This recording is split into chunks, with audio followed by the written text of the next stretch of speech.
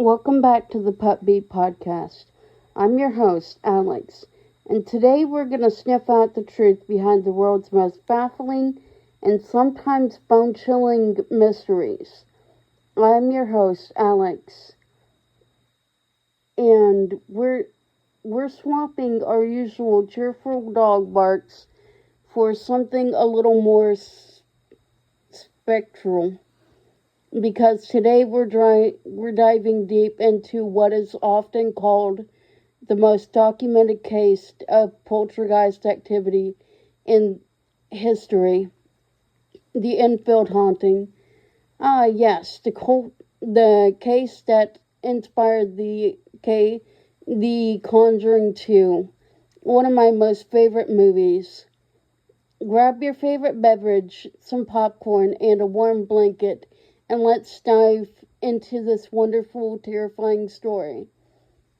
The Enfield poltergeist was a claim of supernatural activity at 284 Green Street, a council house in Brimstone,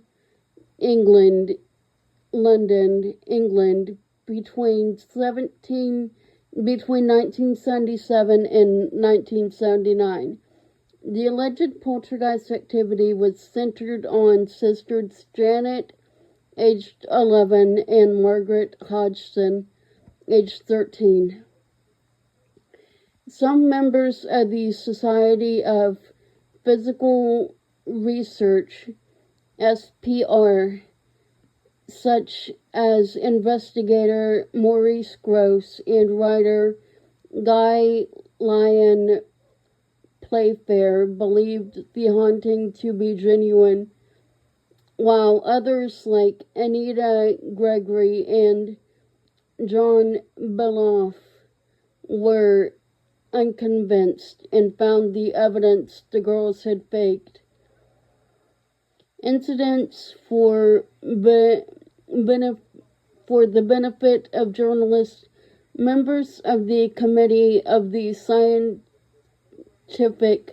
Investigators of Claims of the Paranormal, or CSICOP,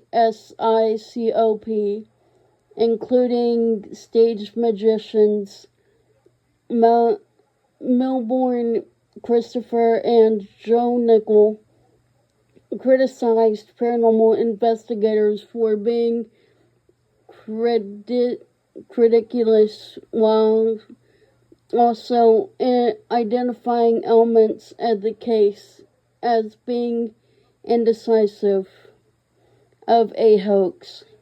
The story attracted press coverage in British newspapers, has been mentioned in books, featured in television and radio documents, and dramatized in the 2016 horror film The Conjuring.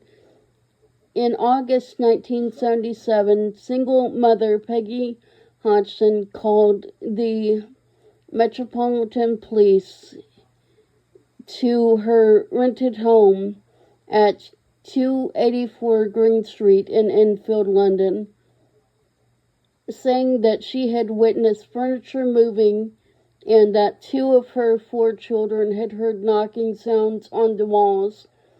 The children included Janet, aged 11, and Margaret, aged 13. A police constable reported witnessing a chair wobbling from side to side, but could not determine the cause of the movement. Later claims included disembodied voices, loud noises, thrown toys, overturned chairs, and children levitating.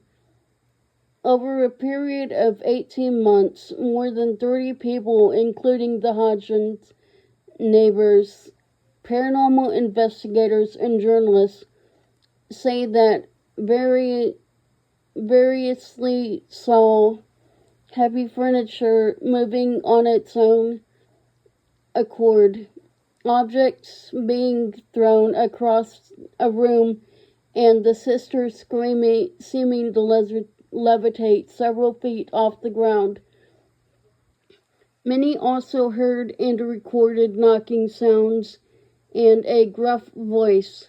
The story was regularly covered in the Daily Mirror newspaper until reports came to an end in 1979, when SPR members Maurice Grosse and Guy Lyon Playfair reported curious whistling and barking noises coming from Janet's general direction.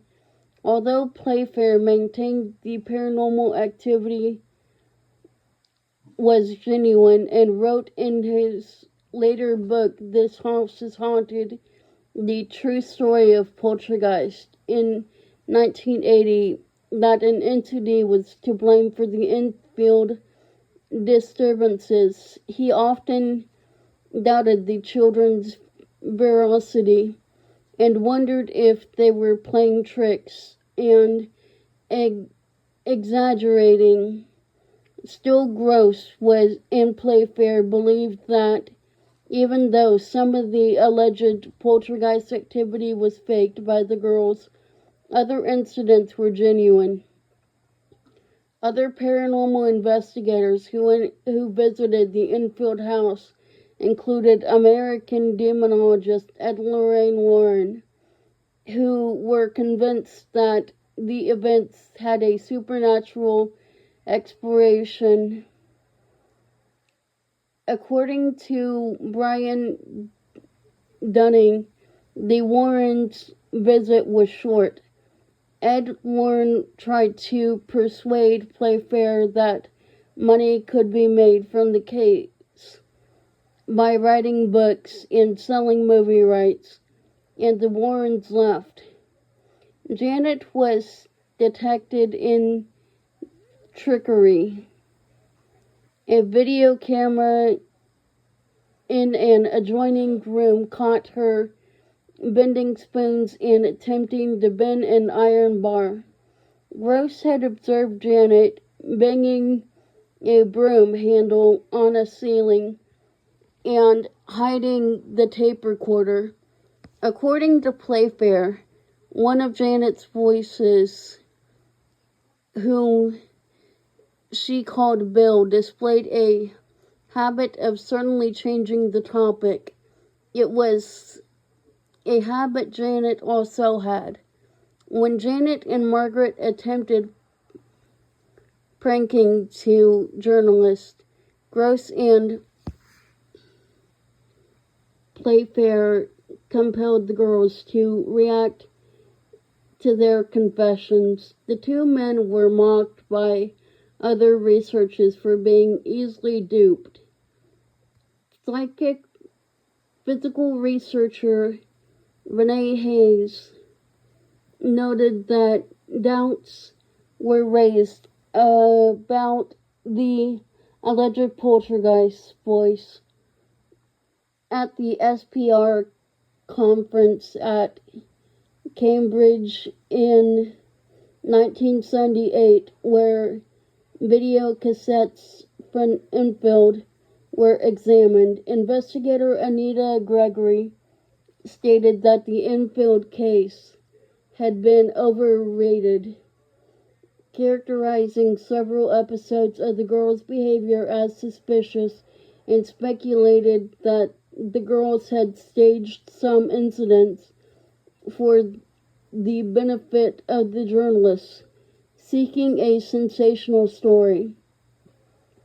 John Beloff, a former president of the SPR, investigated suggested Janet was practicing ventriloquism. Both Beloff and Gregory came to the conclusion that Janet and Margaret were playing tricks on the investigators. The first edition of the BBC series Hauntings, broadcast on the 13th of October in 2024, it was revealed that an unexplained voice of Bill Wilkins was later played on LBC radio talk show featuring Maurice Grosse. A listener to the show identified the voice as that of his father, William Charles Wilkins, who had lived in the house, had gone blind and suffered a hemorrhage, and died in a chair downstairs.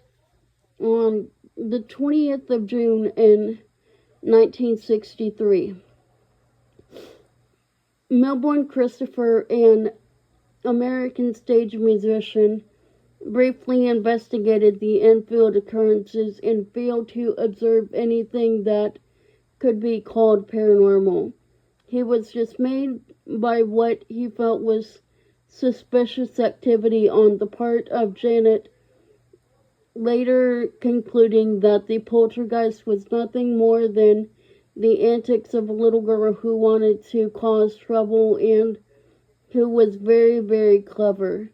Ventriloquist Ray Allen visited the house and concluded that Janet's male voices were simply vocal tricks. I did get the information off of Wikipedia.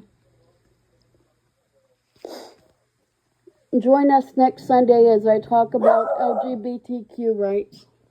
Sorry for the dog barking in the background.